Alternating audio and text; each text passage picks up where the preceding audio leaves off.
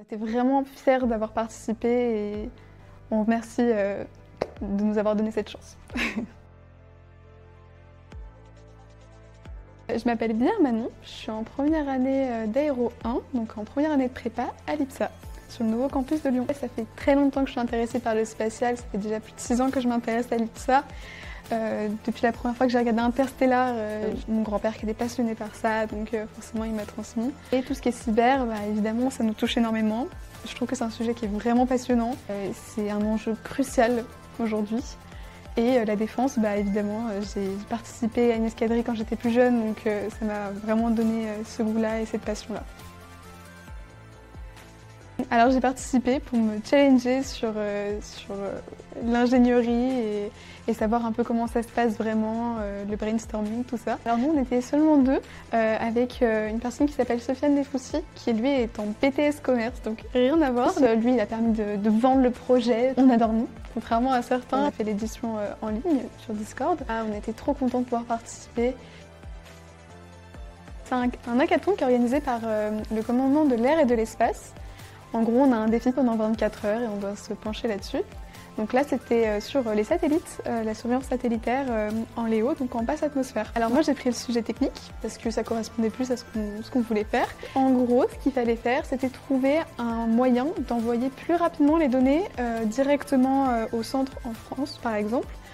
Des données qui peuvent être par exemple des vidéos, des images prises directement dans l'espace pour des débris ou des satellites espions. C'est vraiment super challengeant et du coup ça permet vraiment de pouvoir découvrir de nouvelles choses auxquelles on n'aurait pas pensé. Donc nous on a pensé à une super idée en biomimétisme. Donc on s'est inspiré des abeilles, donc on a pris des CubeSats qui communiquaient tous entre eux grâce au laser. C'est un fonctionnement qui est plus rapide que la radio. Ils ont tous une IA.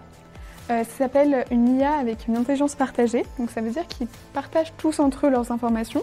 Donc c'est des petits CubeSats qui sont très simplistes, mais entre eux ils peuvent répondre à des questions qui sont très complexes, donc ils peuvent tous traiter en même temps l'information et se l'envoyer. Du coup il y en aura forcément un, donc on en a pris 18, qui passe toujours par-dessus la France, et donc il peut directement envoyer grâce à un laser l'information, donc quasiment instantanée. Et si jamais il y a des intempéries, le laser ne peut pas envoyer, donc on a décidé de faire un mixte entre laser et radio. Donc c'est des ondes KU et KA. C'était mon premier hackathon. Justement, dès que ça s'est fini, on a direct regardé les autres hackathons. On a dit faut qu'on participe à lui, à lui, à lui, parce qu'on a beaucoup aimé l'aspect compétitif et puis même l'aspect de se dépasser, de durer 24 heures, de réfléchir sur un sujet, ça nous a vraiment plu.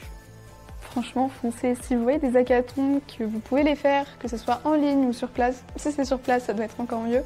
Vraiment foncez, ça vous apporte de l'expérience, ça vous donne tellement d'expérience et ça vous motive tellement dans vos diplômes, c'est vraiment super. Si vous êtes passionné, que vous aimez le spatial, l'aéronautique, franchement foncez. Même si vous n'êtes pas passionné, vous le serez forcément en fin d'IPSA parce que c'est tellement passionnant, on rencontre tout le temps des gens qui sont passionnés, tout le temps des gens qui connaissent plein de choses. Il y en a qui sont spécialisés des drones, ils connaissent plein de choses sur les drones et vraiment tout est hyper intéressant. Ok, les notes c'est important, mais la passion, ça va vous donner la foi pour avoir des bonnes notes.